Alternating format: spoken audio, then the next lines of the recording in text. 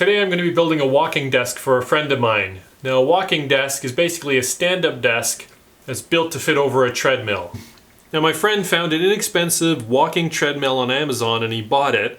And the nice thing about this particular treadmill is that the control panel was easily detached from the arms, so there's not going to be any arms in the way. This is just a floor level treadmill that we can build a desk over. This makes my job far simpler since I'm basically making a stand-up desk that's just a bit taller to accommodate the fact that he's standing on a treadmill. I don't have to come up with any fancy designs to accommodate the arms or the control panel or anything that you have to work around from that. So I took the measurements of it and we determined that the treadmill was 20 inches wide and about 4 inches tall. So we're going to take a basic stand-up desk and make it 4 inches taller. This is going to be a quick and easy project because I've got this great big panel that I get to reuse. This was given to me by another friend and it's a piece from an old church pew, and it's wide enough and long enough that I can get the top out of it and I can get the other rails that I need. It's ochre ash, I don't know what. And over here I've got some 6/4 ash that I'm going to glue up, and that will give us the 2x2 blanks that we need for the legs.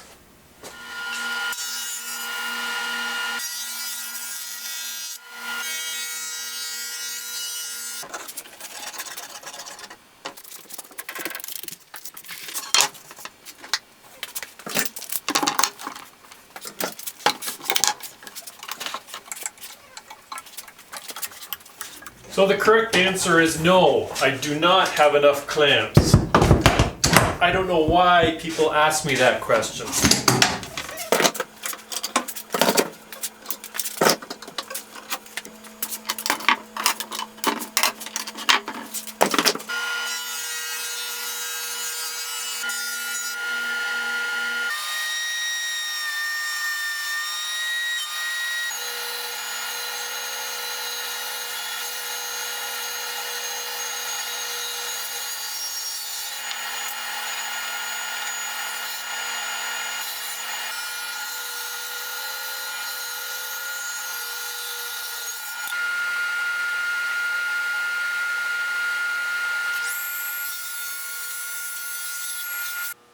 So I have a few knots that I want to fill.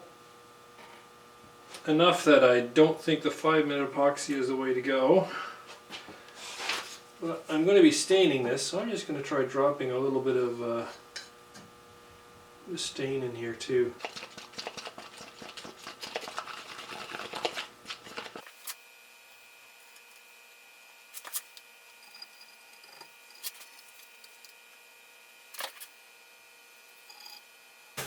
So I laid out the pieces and I marked them for how they were going to be oriented.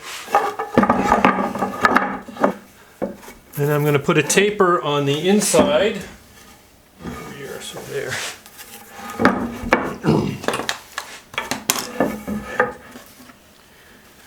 And I'm going to taper the bottom 12 inches.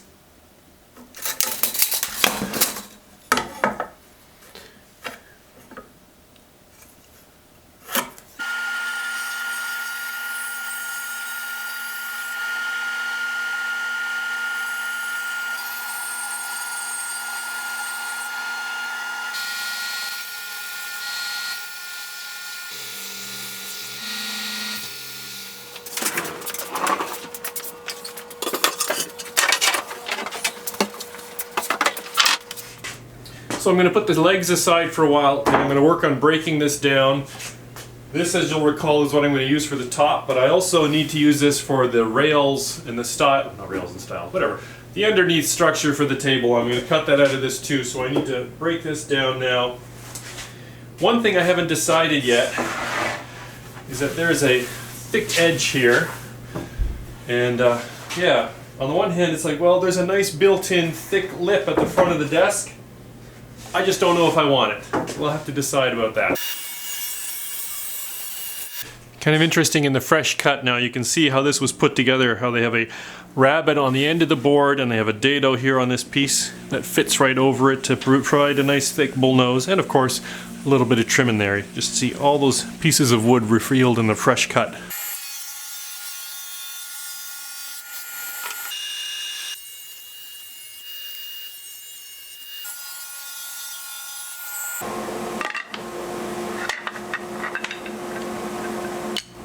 Here's another example of how I treat plans like guidelines, and I rarely follow them to the letter. I'm standing at the table saw, I'm ready to cut the rails, which were going to be 2 inches wide for the lower rails on the desk. And I'm looking at the saw blade, I'm about to feed it in, and I'm like, that looks a bit small. And I bumped it over to 2 1/4. It's just an aesthetic decision that I made right then and there, that this is a tall table, the legs are pretty big. I think I just need something a little bit less delicate looking down there. And so yeah, I made the change. That's what I'm a craftsman. It's a creative process that we're doing, and plans are guidelines. So stripping off the old finish is now the fun job ahead of me. I tried using a scraper with a chisel. It works sort of okay. I've never really gotten into using card scrapers, so I don't have any to try that. So I'm just going with the old, lots of 80 grit sandpaper and patience.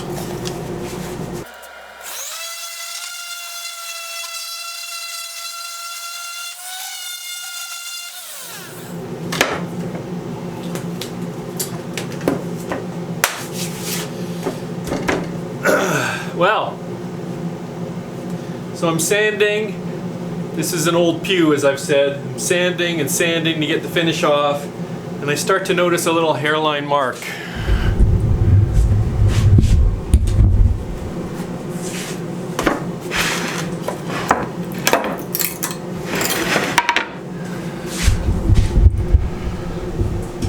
And I gave it a little tweak, and apart it came.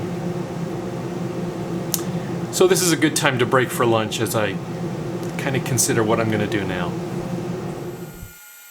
So after a nice break and a nice lunch, I came back to the shop and I pulled out some plywood that I had, nice piece of plywood, and I cut it to size. I still had some more of the pew out in the garage, but then I'd have to bring in another big piece, cut it to size again, and then spend another 30 to 45 minutes sanding off the finish. And yeah, I decided that a mid-course change was a good idea. There's nothing wrong with a nice plywood top, so I ripped that to size, cut it down, and then I pulled out some scraps of ash that I had in my skinny pile, and I ripped down some strips, which I then edge banded and tacked onto the sides and the front to wrap it up, and that should give us a nice top for that desk. So I set my smallest round over bit in the router table, and I'm going to round over all the edges of the legs before I move on to the joinery and the assembly.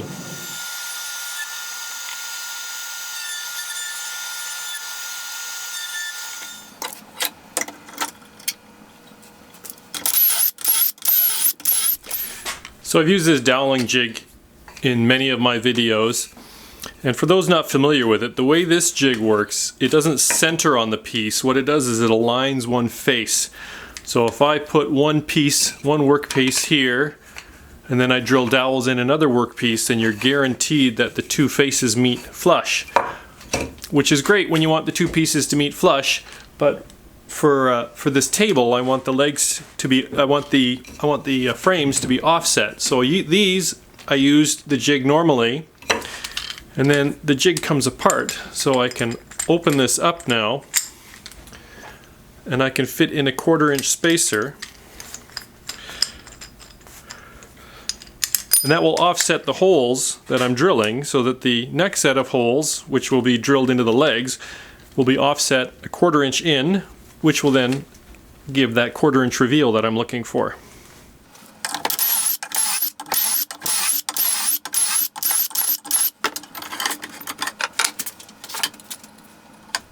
And there you can see the 1/4 inch reveal that is provided by offsetting the doweling jig. So now I can go on with the rest of it.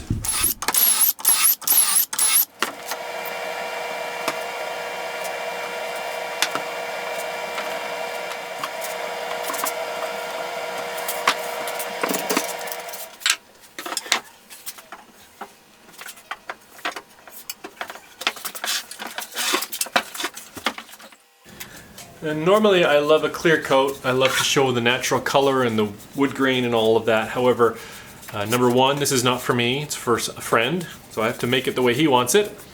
and it's going into an office where there's existing bookcases, and so it's kind of funny, but I'm making here a custom piece, you know, anyways, custom design, custom piece made out of hardwood, but I'm gonna have to match the color of a mass-produced foil covered particle bookcase because that's what's in the office and that's what we gotta match.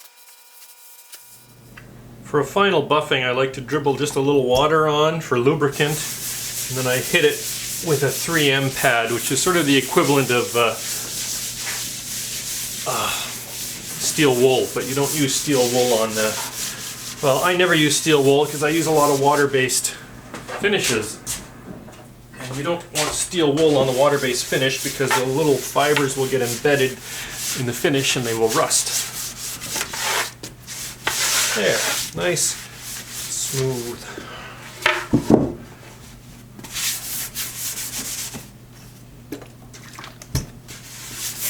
After a few coats of wipe-on poly, I attached the top to the base, and that was pretty much the end of this rather unique project. I brought it round to my friend's office and we set it up, and it seems to be a perfect match for his treadmill. He's happy, and that's all I could ask for. Along with that, I also threw together a quick, simple monitor stand, which you can see in some of the pictures. Yeah, I didn't film any of that. And so, as always, I'd like to thank you for stopping by and spending some time in my shop. I hope you found it interesting and enjoyable. If you feel I've earned it, please consider subscribing, stop by my website, check out some of the other videos, and as always, we'll see you next time.